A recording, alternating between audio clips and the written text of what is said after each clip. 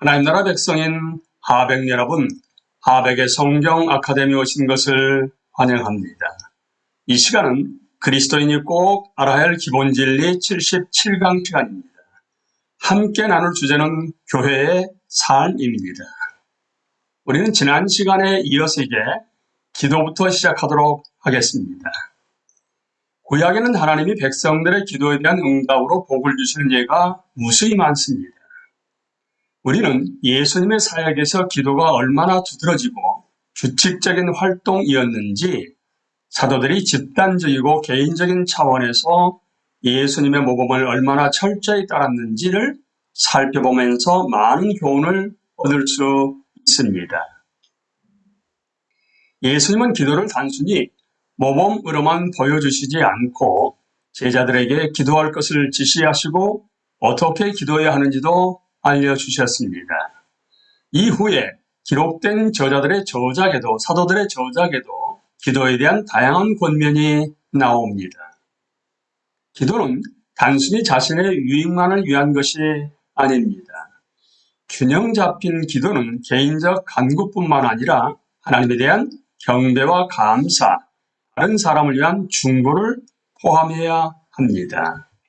하지만 그럼에도 불구하고 분명한 사실은 이 세상에서 그분을 위해 살고 섬기라는 도전적 부르심을 받은 우리는 자주 그분께 나아가 도움과 축복을 간구해야 한다는 것입니다. 또한 우리는 공동체적으로 함께 기도하는 것을 소홀히 여겨서는 안 됩니다.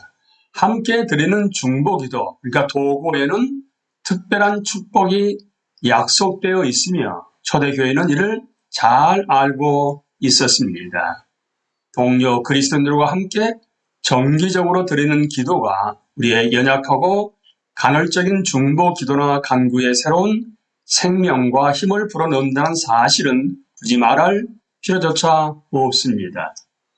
기독교의 오랜 역사에서 뜨거운 개인의 기도와 공동체적 기도가 없었다면 진정한 교회의 부흥은 결코 불가능했을 것입니다. 하나님이 기도를 듣고 응답하기를 기뻐하신다는 것은 성경이 약속하는 바입니다. 하나님의 응답이 항상 우리가 바라는 방식으로 오지 않을 수도 있지만 우리는 그 응답이 우리에게 가장 유익한 것이며 우리를 향한 하나님의 가장 깊은 사랑의 표현임을 확신할 수 있습니다. 더 나아가 우리가 이 같은 이유 때문에 은혜를 간구하지 않을지라도 하나님과 기도 가운데 함께한 시간 자체가 우리에게 주는 은혜가 있습니다.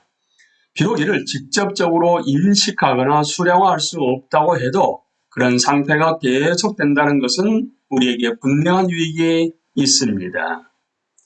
단순히 하나님이 우리에게 주시는 것만을 위해서 그분을 찾는 일이 없어지기 때문입니다. 그러나 기독교 역사를 돌아볼 때 규칙적이고 진지하게 기도를 실천하는 삶을 통해 우리가 하나님의 평화와 능력을 더 많이 알게 될 것임을 확인할 수 있습니다. 이제 우리는 교제로 넘어갑니다. 그리스도 안에서 사람들과 나누는 교제는 하나님의 백성에게 강력한 은혜의 수단입니다. 하나님은 결코 그리스도인들이 고립된 삶을 살아가도록 의도하지 않으셨습니다. 사실 그런 삶을 시도하는 것은 매우 어리석은 일입니다.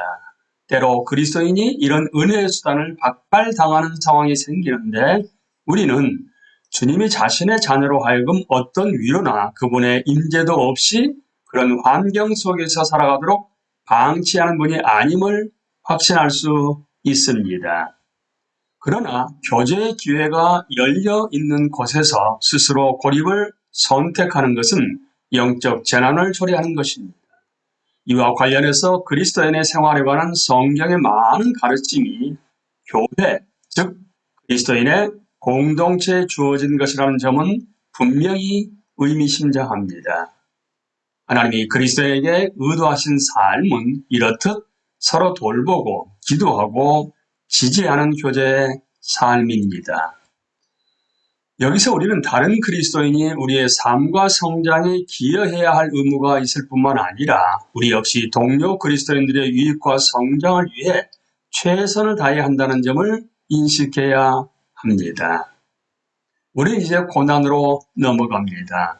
교회는 교회의 머리이자 주님이신 분을 따르되 특히 그분의 고난과 핍박을 따르라는 부름을 받습니다. 십자가가 예수님의 삶과 사명에서 결정적 사건이었던 것처럼 그분 백성의 삶과 사명에서 역시 그러합니다. 교회는 십자가의 공동체입니다. 따라서 신약에 따르면 고난은 그리스도인이 살아있는 증언의 근본적 특징입니다. 증인을 뜻하는 헬라어는 마르투스인데 여기서 마터, 그러니까 순교자라는 영어 단어가 나왔습니다. 하나님은 교회가 주님의 형상을 담고 이 세상에서 더 온전하게 증인의 사명을 감당하게 하라는 목적을 완수하시려고 집단적, 개인적 고난을 사용하십니다. 그리스도인의 경험에 속한 이 같은 차원은 특히 많은 서구 그리스도인들에게는 충격적이었습니다. 이 나라는 육체의 병이든 마음의 상처든 그로부터 비롯되는 고난을 영적 권리의 침해로 여기는 그리스도인들로 가득한 나라가 되었다고 유진 피터슨은 말했습니다. 그러나 고난을 지지하는 성경적 기초는 견고합니다. 여호와의 징계를 경히 여기지 말라. 그 꾸지람을 치료하지 말라. 대저 여호와께서 그 사랑하시는 자를 징계하시기를 마치 아비가 그 기뻐하는 아들을 징계함같이 하시느니라. 너희를 연단하려고 하는 불시험을 이상한 일 당하는 것 같이 이상히 여기지 말고 오히려 너희가 그리스도의 고난에 참여하는 것으로 즐거워하라. 이는 그의 영광을 나타나실 때 너희로 즐거워하고 기뻐하게 하려 함이라. 당신의 길에 불시험 놓여 있을 때 주의 풍성한 은총 얻게 되리라. 불도 당신을 상하게 하지 못하리니 허물을 태워 정금같이 하려 함이네. 현대는 역사상 그 어느 때보다 증인의 의미를 깊이 보여준 시대입니다. 1세기 이후로 가장 위대한 순교의 시대는 20세기였는데 이 기간 중에 그리스도에 대한 충성 때문에 목숨을 잃은 사람의 수는 약 2,600만 명이었습니다. 21세기는 생존해 있는 그리스도인 200명당 1명의 비율로 순교자가 지속적으로 발생하고 있습니다. 따라서 최근 특정 지역에서 지지를 얻어온 이른바 번영신학은 버림받은 주를 따라 고난을 받아야 한다는 교회의 소명에서 크게 벗어난 것으로 보지 않을 수 없습니다. 하나님은 당신이 부유하고 건강하기를 원하신다라는 번영신학의 메시지는 앞서 언급한 제자도의 소명이나 예수님이 우리 가운데 사실 때 보여주신 삶의 방식과 조화될 수 없습니다. 그분은 머리 둘 곳이 없었으며 유일하게 남기신 유산은 십자가에 달리기 전에 입으신 겉옷뿐이었습니다. 특히 수많은 개발도상국들이 절망적 가난과 전염병에 시달리는 이때 그런 메시지는 성경에 계시던 하나님이나 인간의 삶으로 성육신하신 예수님과 전혀 일치하지 않습니다. 우리는 여기서 보게 된 순교자 디트리 본회퍼가 값싼 은혜, 회개 없는 용서, 죄 권징 없는 세례, 죄 고백 없는 성찬, 십자가 없는 은혜, 살아계시고 성육신하신 예수 그리스도 없는 은혜를 베푸는 교회의 항구적 위험을 경고하는 소리를 듣게 됩니다. 번영신학을 가르치는 많은 집단들 역시 서로없는 교제와 다양한 격려의 수준을 사역을 하고 있고 분명 칭찬할 만한 수준이지만 그렇다 해도 여기서 제기하는 문제들이 해소되지는 않습니다.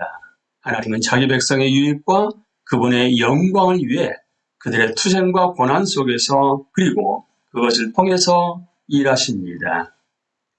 우리는 이 시간까지 교회의 삶에 대해서 함께 나누었습니다. 다음 시간에는 역사 속의 교회로 넘어가도록 하겠습니다. 강의를 마치겠습니다. 감사합니다.